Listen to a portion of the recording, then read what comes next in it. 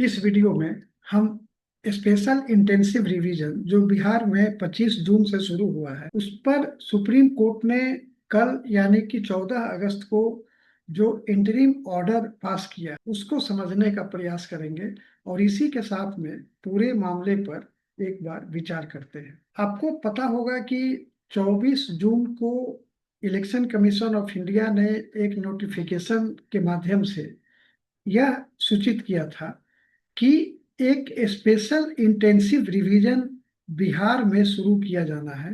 हालांकि ये अन्य राज्यों में भी शुरू किया जाना है, लेकिन सबसे पहले बिहार में शुरू किए जाने की सूचना 24 जून को दी गई थी और ये कहा गया था कि ये 25 जून से शुरू हो जाएगा।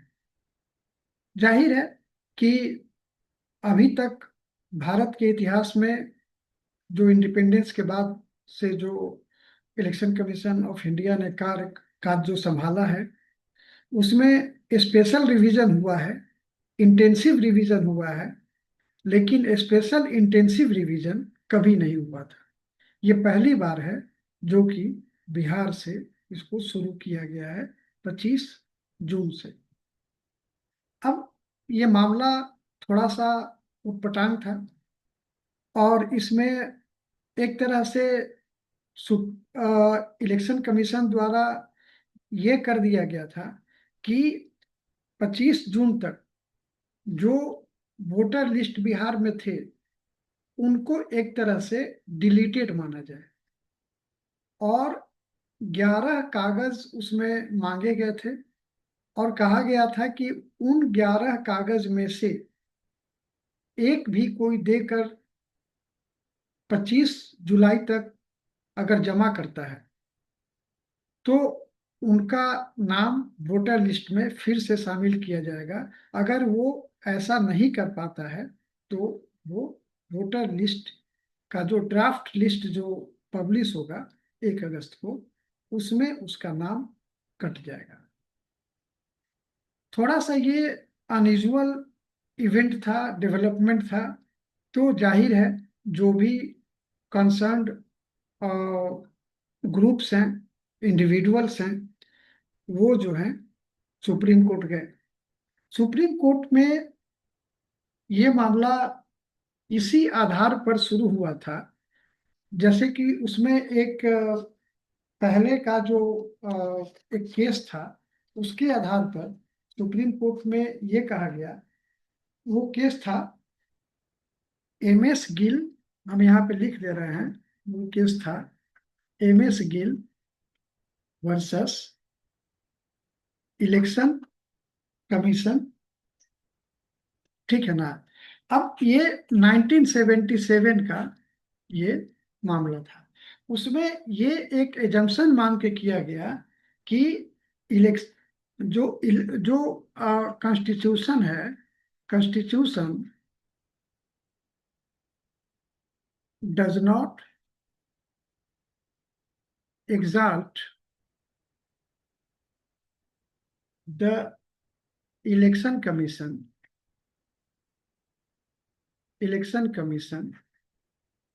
as a law unto itself।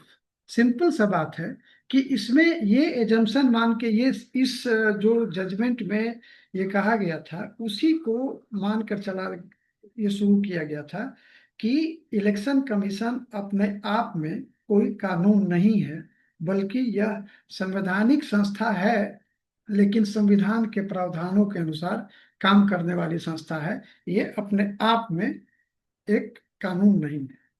और ऐसा लगता है कि सुप्रीम कोर्ट जो ऐसा लगता है कि इलेक्शन कमीशन ने जो ये पूरा एसआईआर शुरू किया था वो यही मान के शुरू किया था कि इलेक्शन कमीशन अपने आप में एक कानून है और वो जो चाहेगा वो चीज कर सकता है और संवैधानिक संस्था होने के नाते उसके काम में कोई इंटरफेयर नहीं करेगा। बात यही से शुरू होती है, ठीक है। अब जो शिकायत का जो आधार था, शिकायत का आधार क्या था भाई? तो आइए हम लोग आगे देखते हैं। शिकायत का एक तो आधार था कि जो ये एसआईआर कंडक्ट किया जा रहा है, क्योंकि अक्टूबर नवंबर में इलेक्शन होने वाला है बिहार में विधानसभा का। और अभी आप जून से जुलाई तक और अगस्त और सितंबर तक ये आप एसआईआर का काम करेंगे। और ये बात हो रही थी कि जो 11 कागजात जो मांगे गए हैं उसमें से बहुत सारा कागजात, या हो सकता है कि उनमें से एक भी जो बिहार में रह रहे हों उनके पास में भी नहीं हो। और बाकी ये भी है कि बिहार के बहुत सारे लोग बाहर काम करते हैं, उनके आते आते नौकरी में छुट्टी लेकर आना अचानक से और एक छोटे से काम के लिए ये बड़ा मुश्किल हो रहा था। तो उसकी टाइमिंग को लेकर, और अगर ये चूक जाएंगे जो भी बाहर रह रहे हैं फिर वो वोट नहीं दे पाएंगे, फिर आप अगली बार कहिए कि आप तो ये पिछली बार वोट नहीं दिए थे। तो ये सारी चीजें हैं इसमें की। तो शिकायत का आधार तो एक तो टाइमिंग था, दूसरा बात की एक तो ये बात मान लिया गया कि इलेक्शन कमीशन को एसआईआर कराने का राइट है कि नहीं है, उसको ये पावर है कि नहीं है, इस पर विचार जो है नहीं किया गया। मतलब सुप्रीम कोर्ट ने भी कहा और जो पिटिशनर्स हैं वो भी मान लिए कि चलिए ठीक है, इलेक्शन कमीशन जो है कॉन्स्टिट्यूशनल बॉडी है, वो अगर करा रही है तो करा सकती है, रिवीजन कराना उसका हक बनता है, मान लिया। लेकिन टाइमिंग को लेकर, और दूसरा जो शिकायत जो बड़ा था वो था कि ये जो 11 कागजात जो मांगे गए थे उनमें आधार नहीं था। आधार नहीं था, राशन नहीं था, राशन कार्ड। तो ये जो है एक लगा कि सबसे ज्यादा अगर लोगों के पास में कोई एसेंशियली अगर फॉर ग्रांटेड माना जा सकता है तो आधार कार्ड है, और वही नहीं मांगा जा रहा है। तो एक इस पर भी था कि ऐसा लग रहा था कि इलेक्शन कमीशन की मंशा बहुत सारे लोगों को वोटर लिस्ट में इंक्लूड करने की जगह बहुत सारे लोगों को एक्सक्लूड करने की मंशा है, जैसा कि जो सिविल सोसाइटी और इंडिविजुअल्स जो पिटिशनर्स हैं उनके द्वारा ये बार बार कहा जाता है। तीसरा जो शिकायत था कि जब 1 अगस्त को जब ड्राफ्ट वोटर लिस्ट जब पब्लिश हुआ तो उसमें वोटर मतलब 65,64,000 वोटर्स को इसमें से हटा दिया गया। अब ये हटा दिया गया तो हमारा अगर नहीं है उसमें तो हमको ये नहीं पता है कि हमारा गलती से छूटा है या हम 65,64,000 वाले लिस्ट में हैं। और अगर हम लिस्ट में हैं तो किस कारण से हमको हटाया गया है ये हमको पता नहीं है। और मान लीजिए अगर हम गांव में हैं तो हो सकता है कि जो बीएलए होता है, जो बीएलओ होता है, इससे बात करके हम अपने बारे में पता कर सकें। लेकिन फिर भी ये यही केवल हम पता कर सकते हैं कि हमारा नाम है कि नहीं है। अगर नहीं है तो हमको मान लेना पड़ेगा कि हम 65,64,000 वाले लिस्ट में हैं। गलती से छूट गए हैं ये हमको नहीं पता चलेगा, और 65,64,000 वाले लिस्ट में भी हैं तो किस कारण से हमको हटाया गया ये भी पता नहीं चल पाएगा। और जो मान लीजिए बिहार के लोग सूरत में, चेन्नई में, कहीं कहीं पर अमृतसर में, जालंधर में काम कर रहे हैं, उनको तो ये पता करने के लिए अपने गांव आना पड़ेगा।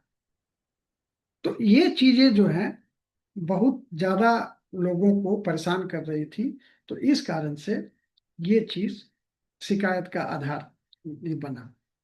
अब इसमें जो कंडक्ट करने का टाइम तो ठीक है, इसको अब छोड़ दिया जाए। इसमें जो 14 अगस्त को जो सुप्रीम कोर्ट ने इंटरिम ऑर्डर जो पास किया है, ये अभी इंटरिम ऑर्डर है। इंटरिम ऑर्डर का मतलब होता है कि सुनवाई जारी है और बीच बीच में जो कागज जो कोर्ट है वो पार्टीज को आदेश करते रहता है। और उस आदेश मतलब ऑर्डर और जजमेंट में आपको ये बात समझ लेना चाहिए कि ऑर्डर सुनवाई के दौरान बीच बीच में किया जाता है, जजमेंट जो है वो फाइनल होता है। तो ये जजमेंट नहीं है, ये इंटरिम ऑर्डर है। ठीक है। अब यहां से हम आते हैं, तो दूसरा नंबर का जो शिकायत है, इसमें अ, सुप्रीम कोर्ट ने कहा कि ये गड़बड़ चीज है कि आप 11 कागज मांग रहे हैं, उसमें सबसे कॉमन जो है आधार को नहीं मांग रहे हैं, राशन को नहीं मांग रहे हैं। तो सुप्रीम कोर्ट ने कल ये ऑर्डर कर दिया, कहा कि आपको आधार जो है मांगना पड़ेगा, जो कि इलेक्शन कमीशन ऑफ इंडिया अभी तक आधार कार्ड नहीं मांग रही थी। अब वो इस आदेश का अनुपालन करेगी, और सुप्रीम कोर्ट ने टाइम दिया है कि 19 अगस्त तक अनुपालन का हमको रिपोर्ट भी दीजिए। तो इसके लिए एक तो ये हो गया। दूसरा जो है, जो 65,64,000 वोटर्स को जो हटाया गया है ड्राफ्ट लिस्ट में, उसके बारे में अब थोड़ा सा डिटेल में हम लोग समझते हैं। एक तो हालांकि हम बता देते हैं कि सुप्रीम कोर्ट ने अपने कल के इंटरिम ऑर्डर में कहा है कि जितने लोगों को हटाया गया है उन सभी लोगों का लिस्ट नाम के साथ पब्लिक डोमेन में आना चाहिए, और ये 19 अगस्त तक आना चाहिए। 3 दिन का, 3 वर्किंग डेज का समय दिया गया है, और इनको कहा गया है कि आप इसको, वोटर लिस्ट को पब्लिक डोमेन में वेबसाइट पर डालिए, और कारण भी बताइए कि किस कारण से इनको हटाया गया है। तो ठीक है, इंटरिम ऑर्डर तो हम लोग तीनों समझ लिए, थोड़ा सा इसके बीच का मामला समझते हैं कि कितना पेचीदा ये है और रहा है। बात यह है कि पूरी जो सुनवाई हो रही है, और जो सुप्रीम कोर्ट का, जो इलेक्शन कमीशन का जो कामकाज है, उसमें कौन कौन से नियम लागू होते हैं, पहले हम लोग ये बात समझ लेते हैं। देखिए, एक तो इंडियन कॉन्स्टिट्यूशन का आर्टिकल 324 है, जिसमें कि इलेक्शन कमीशन को सुपरिटेंडेंस, डायरेक्शन और कंट्रोल करने का, जो भी election, parliamentary, state legislative bodies, presidential election और वाइस प्रेसिडेंशियल इलेक्शन, 4 जो इलेक्शंस हैं, उन पर सुपरिटेंडेंस, डायरेक्शन और कंट्रोल का पावर दिया गया है। ठीक है। आर्टिकल 326 ऑफ इंडियन कॉन्स्टिट्यूशन, जिसमें कि 18 ईयर्स के हर इंडियन को राइट टू वोट ग्रांट किया गया है, इसी को हम लोग एडल्ट सफरेज कहते हैं। ठीक है। दूसरा जो इसमें स्टैट्यूटरी लॉ है, वो है रिप्रेजेंटेशन ऑफ पीपल एक्ट। इसका सेक्शन 62B जो है, और 16, ये इसका इसमें काम करता है। इसके अलावा जो रजिस्ट्रेशन ऑफ इलेक्टेड रूल्स, इसका 21A, ये इसमें काम करेगा। और एक लाल बाबू हुसैन वर्सेस ERO का केस है 1995 का, वो भी सेम नेचर का है। इन्हीं चारों पर सुनवाई में ये कॉन्स्टिट्यूशनल और स्टेट्यूटरी लॉज और SC का जजमेंट, देखिए, ये और ये तीनों इन्वॉल्व है। अब यहाँ पर हम देखते हैं कि हटाने का जो है, हटाने का एक तो हम ये पहले देख लेते हैं कि कौन कौन से राइट्स हैं पब्लिक के, जो कि जिनको कि डिफेंड किया जाना होता है। इसी के लिए यही काम है इलेक्शन कमीशन का भी, और सुप्रीम कोर्ट तो उसको इन्फोर्स करवाने का काम उसको है ही। तो एक तो उनका राइट है, राइट टू वोट, जो कि हम बताए कि आर्टिकल 326 और आर्टिकल, ये सेक्शन 62 जो रिप्रेजेंटेशन ऑफ पीपल एक्ट 1951 में है, इसमें दिया हुआ है। और दूसरा जो है राइट टू नो, जानने का अधिकार, इन दोनों का रक्षा किया जाना है। अब राइट टू वोट जो है, ये 326 से ग्रांट तो किया गया है, लेकिन बात है कि इसको हटाने का भी तौर तरीका दिया गया है। तो हटाने का तौर तरीका जो है हमको देखना होगा कि कैसे कैसे इसमें प्रोविजन दिया हुआ है। तो देखिए, हटाने का जो तौर तरीका है, ये रिप्रेजेंटेशन ऑफ पीपल एक्ट 1951 के सेक्शन 16 में दिया हुआ है, और RER जो है एक्ट, इसके 21 में दिया हुआ है। अब यहां से बात हम देखते हैं। एक तो ग्राउंड है कि नॉन सिटीजनशिप, अगर हम किसी दूसरे देश का सिटीजनशिप ले लेते हैं, या हम सिटीजन है ही नहीं, तब ये बात हमको ये इस आधार पर हमको हटाया जा सकता है। दूसरा जो है, corrupt offences related to elections, अगर हम कोई बूथ लूटते हुए पकड़ा गए, चाहे कुछ उस तरह का, तो इसमें। तीसरा है, अनसाउंड माइंड का अगर हमको घोषित कर दिया जाता है, तो ये अधिकार है।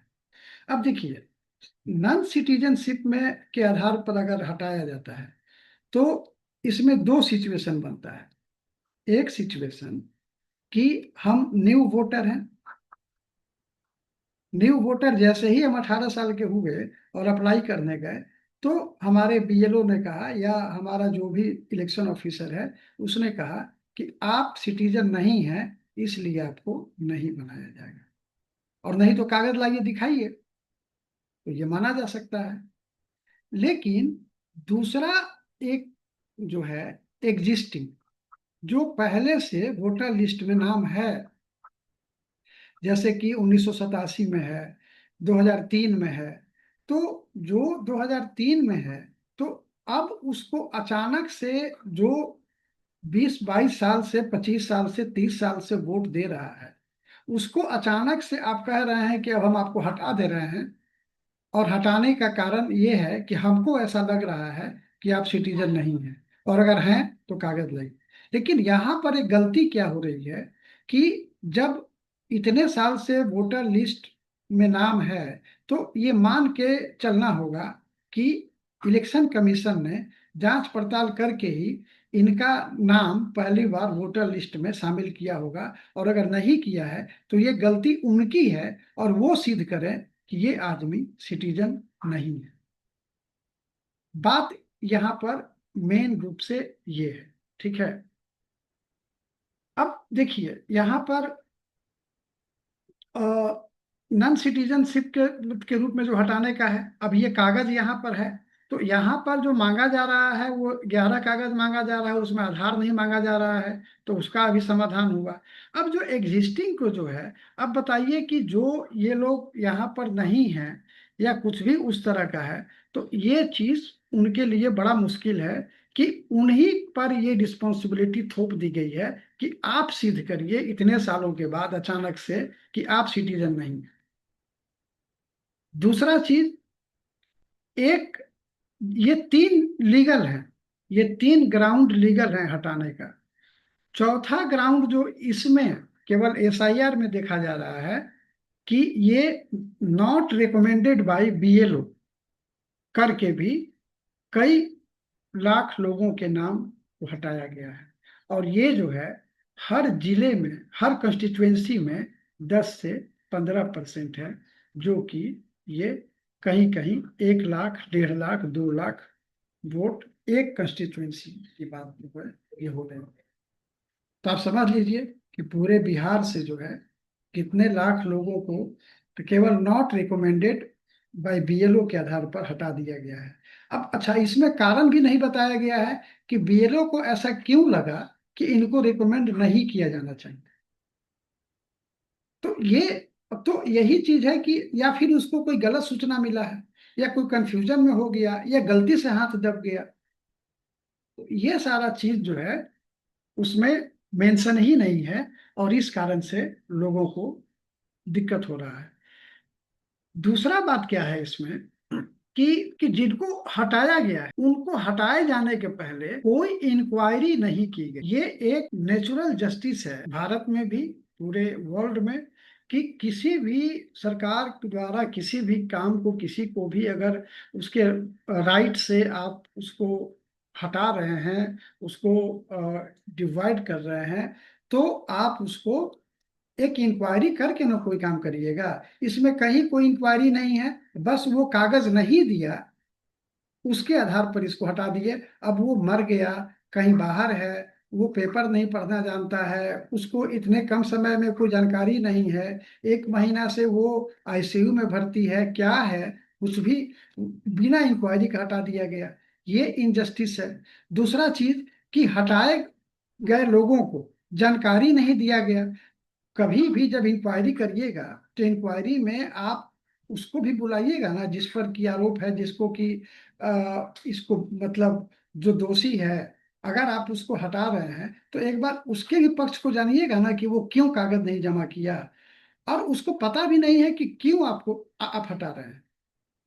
तो ये सारी चीज जो है यहाँ पर इशू आ रहा है, जिसके कारण से कि इलेक्शन कमीशन का भी जो आर्टिकल 324 में सुपरिटेंडेंस डायरेक्शन और जो कंट्रोल की बात है, ऐसा लग रहा है कि जो प्रोसीड्यूर जो अपनाया गया है इलेक्शन कमीशन द्वारा एसआईआर में, वो ठीक से कंट्रोल नहीं कर रहा है और ठीक से सुपरिटेंड नहीं कर पा रहा है। तो इस कारण से इसको हटाना, ये ये चीज जो है अ, मतलब लीगल नहीं लग रहा है, और ये कॉन्स्टिट्यूशनल भी नहीं लग रहा है, क्योंकि इससे कॉन्स्टिट्यूशन के और स्टेट्यूटरी लॉ में जो बातें दी गई हैं उससे कई का उल्लंघन यहाँ पर हो रहा है।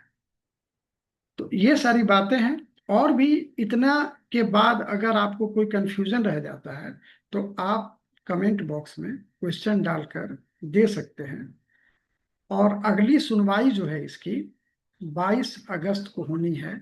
फिर हम लोग 22 अगस्त को इस पर अपडेट करेंगे कि सुप्रीम कोर्ट ने क्या कहा है, और इस बीच में इलेक्शन कमीशन ने क्या किया है। हालांकि इलेक्शन कमीशन इस बात को बहुत रेसिस्ट किया कि उसको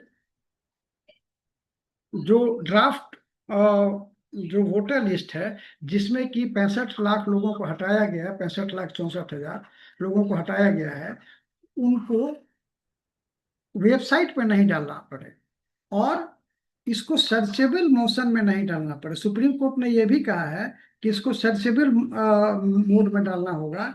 मतलब कि कोई अगर अपना एपिक नंबर टाइप करे तो वो आ जाए कि उसका कहाँ पर एग्जिस्ट कर रहा है, अगर नहीं कर रहा है एग्जिस्ट तो किन कारण से नहीं कर रहा है। तो ये चीज इलेक्शन कमीशन काफी रेसिस्ट किया। उसने कहा, इतना तक कहा कि हम तो अपने बीएलओ को देते ही हैं, लेकिन सच्चाई ये है कि एक तो वो हार्ड फॉर्म में देता है, और हार्ड फॉर्म में गांव के बीएलओ को देता है, बूथ के मान बीएलओ को या शहर के। अब वहां पर ये हार्ड रूप में है। अब हमको अगर खोजना होगा तो हमको सूरत से आकर यहाँ पर सर्च करना होगा, पन्ना पन्ना पलट कर। और अब क्यों, और सुप्रीम कोर्ट ने कहा कि जब आप दे ही रहे हैं, पब्लिक डोमेन में डाल ही रहे हैं, तो आपको भाई वेबसाइट में डालने से क्या परहेज है। और अगर वेबसाइट पे डाल रहे हैं तो सर्चेबल मोड में डालने में क्या दिक्कत है। तो कहा कि इसको आप डालिए, कैसे करेंगे हमको नहीं पता है, आप करके हमको 19 तारीख तक बताइए। इलेक्शन कमीशन ने इतना तक भी कहा कि हम नहीं डालना चाहते हैं, इसलिए भी कि एडीआर जैसी संस्था दिल्ली में बैठकर यहाँ पर डेटा का माइनिंग करता है। तो भाई डेटा का माइनिंग करता है तो आप माइंस में क्या ऐसा इलीगल चीज रखे हुए हैं जो कि आपको ऐसा शक है कि माइनिंग होगा तो हमारा इलीगल चीज पकड़ा जाएगा। अगर एडीआर अगर डेटा का माइनिंग भी करता है तो करने दीजिए, अच्छी बात है। और यही तो बात आज पूरे देश में ये निकल कर आ रही है कि भाई आप हमको कंप्यूटर से सर्च करने वाला डेटा दीजिए, इलेक्ट्रॉनिक वोटर लिस्ट हमको दीजिए, जिससे कि हम पता कर सकें कि एक एक एपिक पर और एक एक नाम से, एक एक फादर नाम से, ये एक एक हाउस नंबर पे कितने कितने वोटर लिस्ट बने हैं, कितने वोटर्स। यही तो बात है।